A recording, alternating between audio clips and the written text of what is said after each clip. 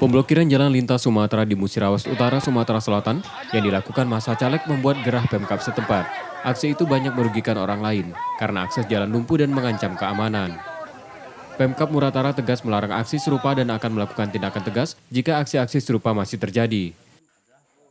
Nah, malam ini sepakat tadi, walaupun tidak tulis, sepakat dan dia berjanji tidak ada lagi jadi hal-hal yang kita inginkan, demo atau sepakat di sini di KPU itu sepakat tidak. Malam ini sepakat bersama bahwa akan mengawal pemilu ini dengan sukses di Muratara ini. Insya Allah itu terwujud. Pemblokiran jalan sudah terjadi beberapa kali dalam 2 pekan terakhir di Muratara terkait rekapitulasi pemilu 2019. Faisal Agustiawan, Kompas TV, Muratara, Sumatera Selatan.